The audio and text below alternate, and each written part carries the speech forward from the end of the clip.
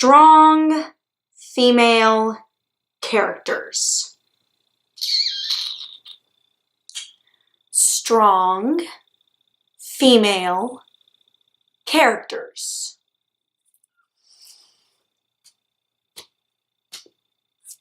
Strong female characters.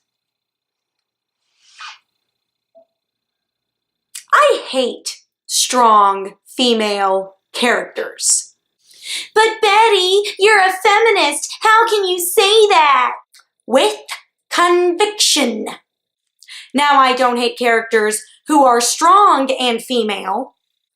And I don't hate female characters who derive their strength from their femaleness and their femininity.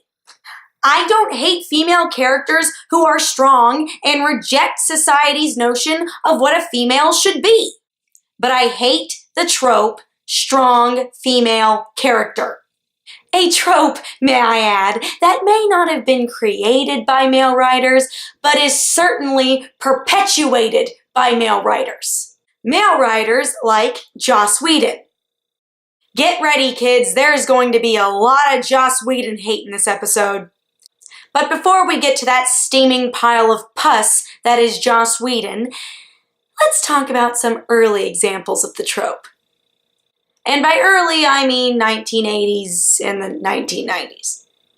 Oh, the 80s, a time that I once described as the product of a giant god of testosterone coming down to bang an entire decade with its in-your-face priapism. In spite of all the misogyny that was rampant in the 80s, we still got awesome, well-written lady characters like Princess Leia and Veronica Sawyer. But we also got She-Ra and that pink transformer. She-Ra was created by Larry DiTillo and J. Michael Straczynski.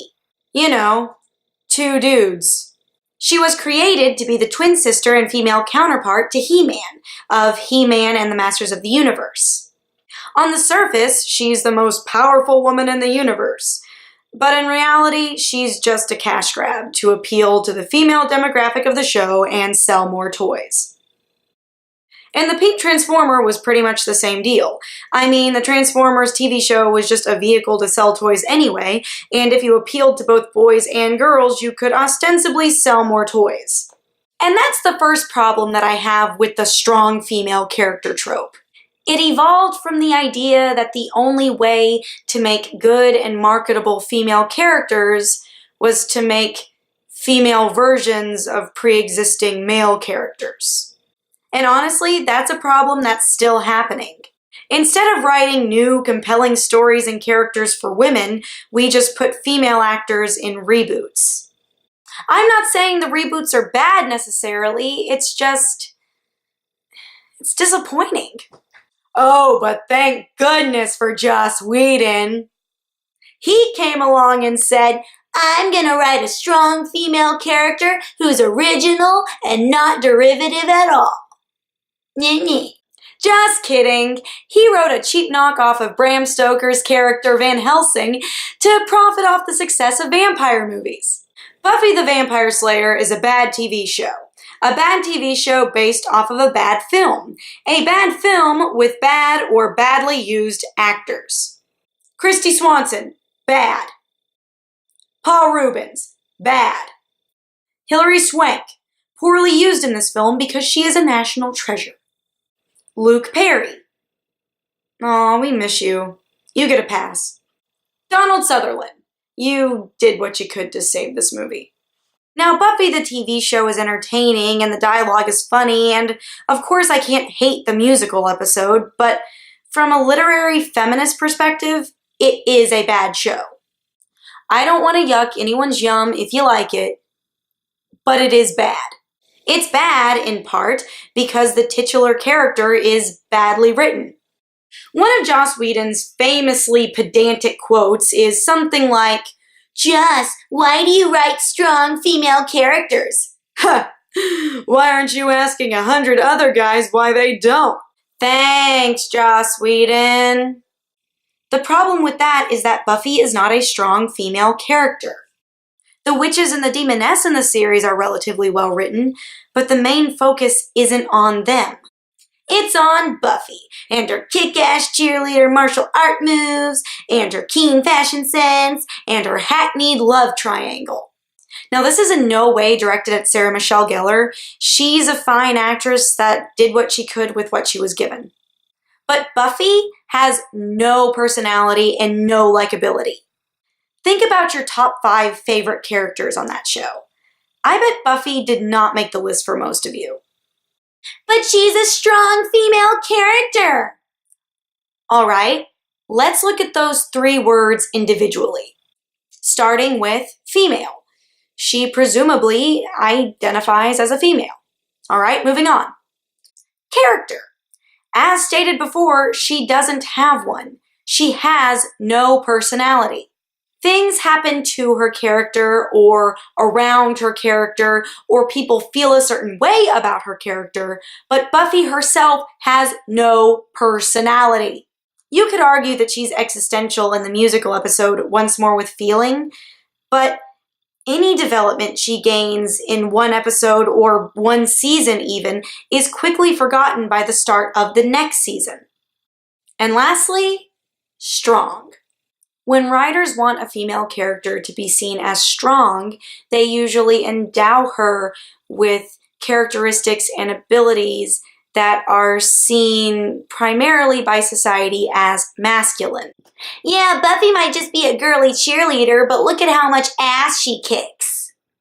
Whedon had an opportunity to mesh her feminine and masculine qualities. Maybe she was so kick-ass because she was a cheerleader and the athletics and acrobatics that came with that. And to be fair, I truly believe that this is what he was trying to do, but it did not read well. To me, it read as, she's so badass in spite of the fact that she is a girly cheerleader, not because she is a girly cheerleader. And because of that, characters like Buffy aren't really strong female characters. They're bitches with swords. And I don't mean bitches in like a unfeminist and pejorative sense. I am satirically taking on the mentality of frat bros that use phrases like, I bagged a bitch last night, which is appropriate considering Joss Whedon is just a frat bro in feminist clothing. Whedon has a tendency to turn his female characters into tropes and problematic stereotypes.